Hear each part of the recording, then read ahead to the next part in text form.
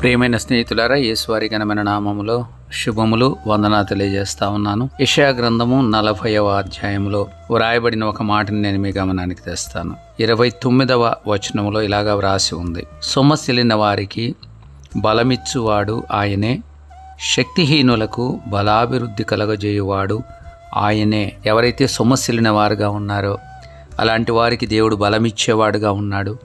శక్తిహీనులైనటువంటి వాళ్ళకి బలాభివృద్ధిని కలగజేసేవాడు ఆయనే అన్నటువంటి విషయాన్ని మనం గుర్తుపెట్టుకోవాలి. ఎందుకంటే మనల్ని సృజించినటువంటి దేవుడు, భూమి ఆకాశములను సృజించిన దేవుడు, భూదిగంతాలను సృజించిన దేవుడు, ఆయన నిత్యుడైనటువంటి దేవుడు. ఆయన సొమ్మసిల్లడు, అలయడు అని 28వ వచనంలో రాయబడి ఉంది. ఎవరైతే యెహోవా కొరకు ఎదురు చూచేవాళ్ళుగా ఉంటారో వాళ్ళు నూతన బలము పొందుతారు. మన యాత్రలో, మన యొక్క ప్రయాణములో, దేవుడు మనకిచ్చిన ఈ జీవితంలో అనేక పర్యాలు మనము సొమ్మసిల్లిపోయే వారంగా ఉంటాము.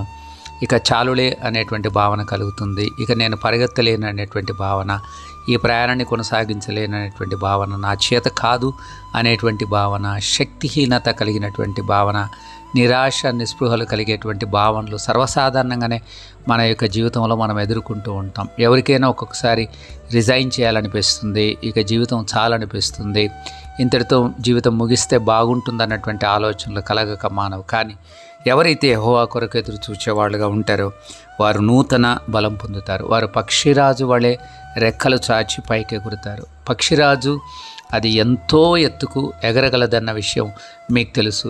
ఏ యొక్క పక్షి కూడా ఎగరనంత ఎత్తుకు పక్షిరాజు ఎగురుతుందన్నటువంటి విషయం మీకు తెలుసు.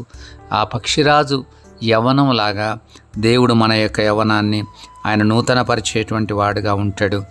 మనం పరిగెత్తే వాళ్ళంగా ఉంటాము, సొమ్మసిల్లక నడిచిపోయే వాళ్ళంగా ఉంటాం. మనం దేవుని మీద ఆధారపడేవారుగా, దేవుని కొరకు ఎదురు చూచేవాళ్ళగా ఉన్న పక్షంలో మన యొక్క స్ట్రెంగ్త్ దేవుడు రెన్యూ చేస్తాడు. మనమేమో అలయకుండా పరిగెత్తేటువంటి కృపను దేవుడు మనకు అనుగ్రహిస్తాడు. పరిగెత్తినా కూడా అలయకుండా పరిగెత్తగలిగినటువంటి కృపను దేవుడు మనకు అనుగ్రహించేటువంటి వాడుగా ఉంటాడు. ఆ బలము దేవుడు మనకిస్తాడన్న వాస్తవాన్ని మనం గుర్తించి మన యాత్రలో మనం ఎడతెగక కొనసాగుదాము. దేవునిపైన లక్ష్యం ఉంచుదాము.